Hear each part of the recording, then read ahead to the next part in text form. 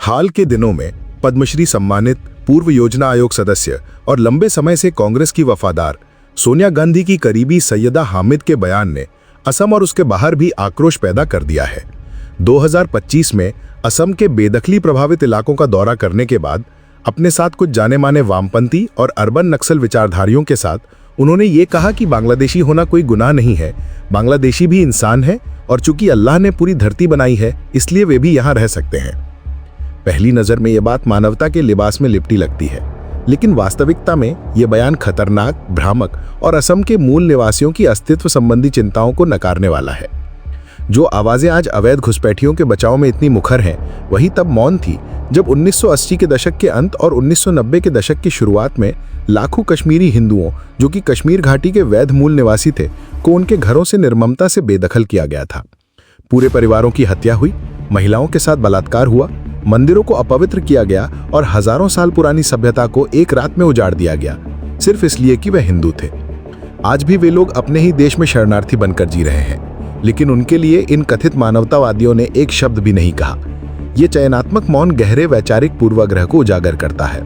सच्चे मूल निवासी और पीड़ितों को भुला दिया गया, लेकिन अवैध तरीके से आए हुए लोग जिन्होंने जमीन हड़पी और असम की जनसंख्या संरचना को बदल डाला, उन्हें पीड़ित के रूप में पेश किया जा रहा है। इस मुद्दे की गंभीरता को समझने के लिए हमें 1947 के विभाजन के इतिहास को याद करना होगा। जिन्ना के दो राष्ट्र सिद्धांत ने भारत को चीरकर पाकिस्तान और पूर्वी पाकिस्तान बनाया।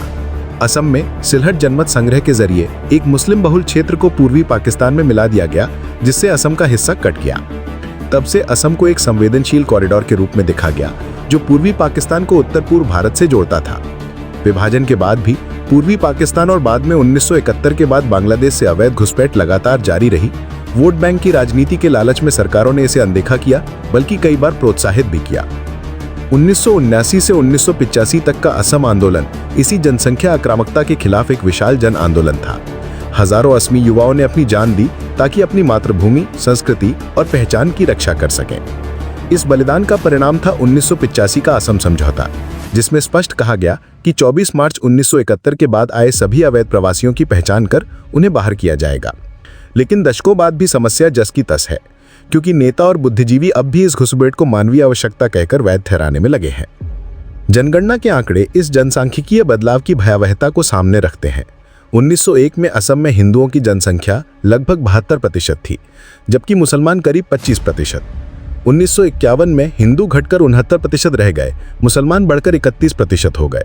1971 तक मुसलमान 33% से अधिक हो गए और कुछ जिलों में हिंदू अल्पसंख्यक हो गए। 2011 तक हिंदू केवल 61.5% रह गए, जबकि मुसलमान 34.2% तक पहुंच गए।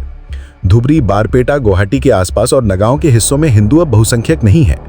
ये आंकड़े सिर्फ आंकड़े नहीं है, बल्कि एक पूरी सभ्यता के क्षरण की कहानी है। असम, जो कि श्रीमंत शंकर देव द्वारा स्थापित वैष्णव परंपराओं, सत्रों, बिहू उत्सवों और जनजातीय असमी संस्कृति के अनोखे संगम के लिए जाना जाता था, अब जनसंख्या आक्रामकता की चपेट में है। 4 नदीय क्षेत्रों में कभी चराई और कृषि के लिए इस्तेमाल होने वाली जमीन को संगठित लैंड जिहाद के जरिए हड़प लिया गया है। मंदिर और सत्र शत्रुतापूर्ण आबादी से घिर गए हैं। मंदिरों के तालाबों की गंदगी, धार्मिक जुलूसों में बाधा और अपवित्रता की घटनाएं बढ़ रही हैं। असमी बेटियों पर लव जिहाद के मामलों में वृद्धि हुई है, जिसके जरिए सुनियोजित तरीके से धर्मांतरण और सांस्कृतिक क्षरण हो रहा है। बेरोजगारी और आजीविका की समस्याएं भी बढ़ गई हैं, क्योंकि घुसपैठिए सरकारी लाभ, कम आय वाले रोजगार और यहाँ तक कि चुनावी प्रभाव भी हथिया रहे हैं। इसे जॉब जिहाद कहा जा रहा है, जहाँ जनसंख्या शक्ति मूल निवासियों को हाशिया पर धकेलने का हथियार है। आदिवासी और चाय बागान के लोग अब असुरक्षा का अनुभव कर रहे हैं, जहाँ चोरी, पशु तस्करी, यौन हिंसा और टकराव की घटनाएं बढ़ रही हैं। ये सब आकस्मिक नहीं है, बल्कि एक सुनियोजित रणनीति है, जिसे ग्रेटर ईस्ट पाकिस्तान की परिकल्पना में वर्षों पहले व्यक्त किया गया था। जबकि असम जनसंख्या के जख्म झेल रहा है, वाम उदारवादी खेमा और कांग्रेस जैसी पार्टियां इसे मानवाधिकार या मानवता के नाम पर वैध ठहराने की कोशिश कर रही हैं। यही समूह तब खामोश रहा जब 1989 से 1990 के दशक में कश्मीरी हिंदुओं को उनकी ही जमीन से उजाड़ दिया गया, या हाल ही में बांग्लादेश में हिंदुओं और अन्य अल्पसंख्यकों पर अत्याचार हुए। ये दोहरा मानदंड साफ दिखाता है कि यह मुद्दा मानवता का नहीं, बल्कि राजनीतिक लाभ के लिए असम की जनसांख्यिकी और सांस्कृतिक मानचित्र को बदलने का है। असम मात्र एक भौगोलिक इकाई नहीं है, बल्कि ये एक सभ्यतात्मक सीमा है, जहां सनातन, वैष्णव, जनजातीय और शाक्त परंपराएं सदियों से सहअस्तित्व में रही हैं। वोट बैंक की राजनीति से पोषित यह जनसांख्यिकी बदलाव इस पहचान को टुकड़े टुकड़े में तोड़ रहा है। असम की सभ्यतात्मक मूल आत्मा की रक्षा करना नफरत या बहिष्कार का विषय नहीं है, बल्कि अस्तित्व का प्रश्न है। जिस तरह 1947 का विभाजन भारत को तोड़ गया और 1989 से 1990 के दशक में कश्मीर का पलायन हुआ, उसी तरह असम में जारी घुसपैठ एक नए सांस्कृतिक और सभ्यतात्मक विध्वंस का संकेत है।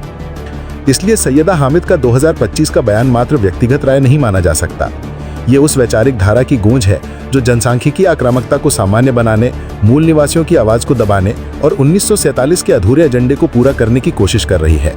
असम की कहानी सिर्फ असम की नहीं, ये भारत की सभ्यता की रक्षा की कहानी है।